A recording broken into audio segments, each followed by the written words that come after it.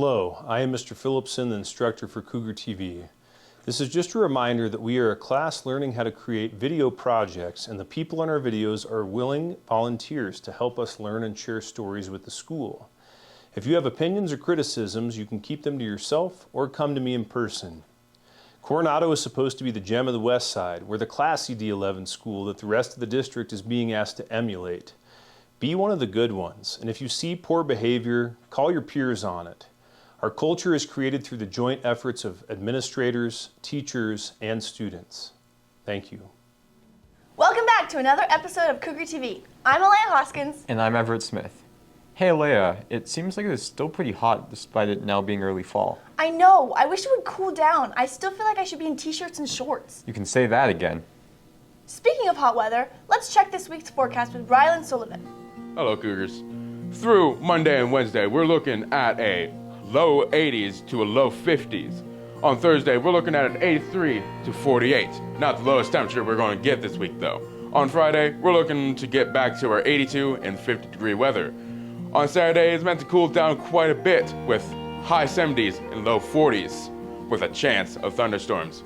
On Sunday, we're looking to cool down real nice with a 71 and a 43 low. Back to you. Hopefully the gradual cool down is on its way. You can say that again. Hopefully the gradual cool down is on its way. Alea, you know what Pez is, right? Yeah, the candy? They have those really cool dispensers. Exactly. Well, there's a teacher at Coronado, Miss Lutman, who collects Pez dispensers. She has hundreds of them on display.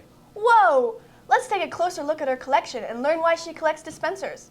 Ms. Lutman, an English teacher here at Coronado, has an impressively large collection of Pez dispensers.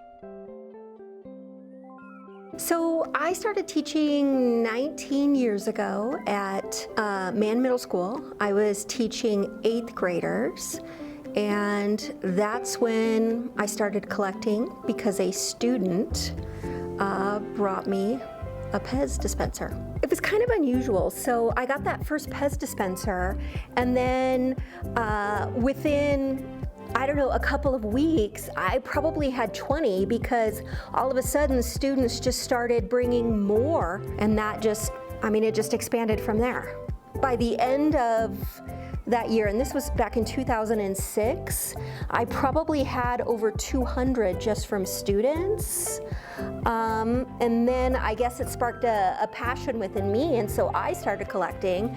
But the majority of my collection, probably over 50%, is from students. Even my box sets.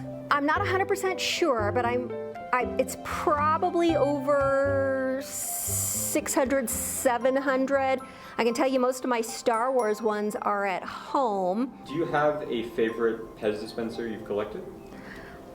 Yes, I have a Dumbo. This was one not given by a student, but I have a Dumbo. So with Pez, there are two types. There are ones that have feet, and then there are ones that don't have feet. And the ones that don't have feet are older, and they're from the 70s or 80s. So I actually have a few that are really old, and the Dumbo is probably one of my favorites. One interesting thing about Pez dispensers is just how creative some of them can be. So this is one of my Pez candy dispensers. This one I think is actually from 1998. So let's see if I can get it to work. It's a little rusty. Let's see here. Yeah, there's Wile E. Coyote, and that's what it does, is it just... Wow, that's crazy. Pretty cool, huh? A lot of people want to know, do I like Pez candy?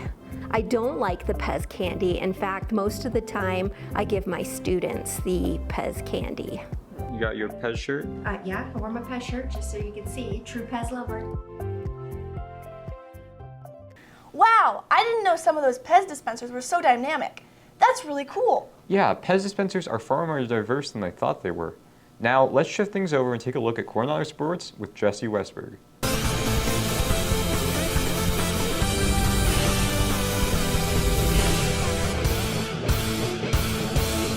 Thanks, Everett. First, let's check out our sports scores for the week.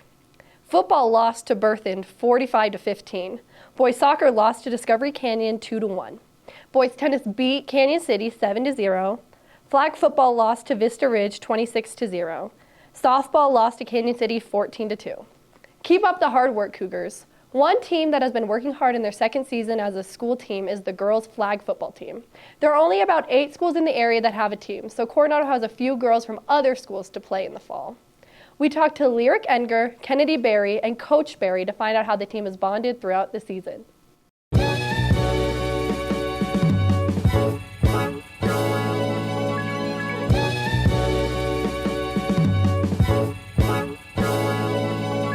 It's important for the students to connect with students from other schools because we want to build a large sense of community and bring a positive vibe from Coronado. I think it's pretty important to have other girls come and do flag football with us because it shows other schools what flag football is and how much of a new sport it is, and it kind of brings more people together. It's fun to connect with people who you've known from elementary school and middle school because you get to see how they've changed and you're still friends, and it's fun to keep making those connections. Everybody knows someone in some kind of way, and so to be able to reconnect with everybody, it brings the team together a little bit more. There are 4, I believe, 2 from Colorado Early Colleges, 1 from Odyssey, and 2 for Palmer, so there's 5. The girls getting along with different schools is going well. There's about 4 different schools, and it seems like based on our leaders doing a good job of bringing everybody together, they've really meshed well.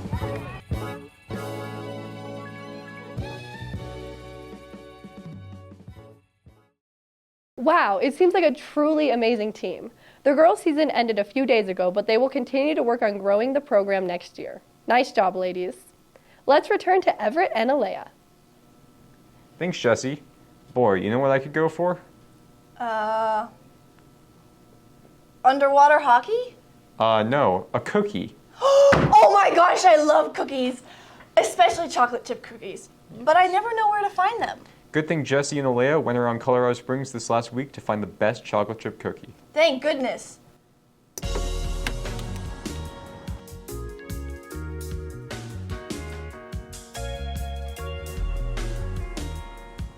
Very ooey gooey. For flavor, I'm gonna give it a 7 or 8 out of 10. I like that it's not like a crunchy cookie. I give the flavor like a 8 out of 10. I was looking at it and I was like, I really want to eat that. Customer service, they were super nice, 10 out of 10. She was super fine with us filming in there. It's our mission just to bring joy to our community, and we just happen to do so through cookies. My favorite cookie is the blueberry oatmeal. It's got an orange glaze. It's really tasty. But the frosted Oreo is really popular too. Yeah, you can't go wrong. They were so nice. They were such sweet people, and they gave us a free cookie. It was great. Great customer service. 15 out of 10. We give them 15 out of 10. I don't know if that's too high, but okay. It's a good sweetness level, and I'd say 8 out of 10. The flavor is 8 out of 10. So it is super good. The dough, it's obvious that it wasn't made right now, but it's definitely a fresh cookie. It's not hot, but the chocolate chips are absolutely delicious. It has a little bit of saltiness to it, which cuts to sweetness. I'm gonna give her flavor, I'm gonna give them a 7 out of 10. Definitely come check out Mary's.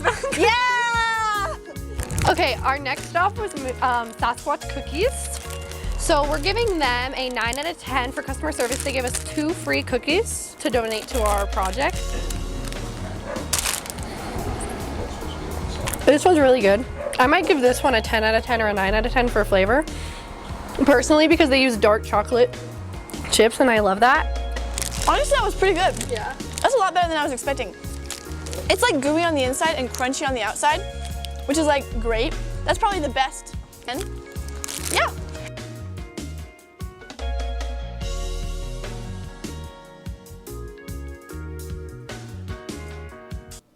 Wow, now I know where to go when I feel like I need a little treat. Me too. Thanks, guys. Have you ever wondered what goes into making an episode for Cougar TV? No, because I've lived it. Luckily for everyone else, Sarah and Peyton have gone on a deep dive to share all the hard work that goes into an episode. Making KUGR-TV happen takes a lot of hard work and lots of creative minds. Here's what it takes and how we got here.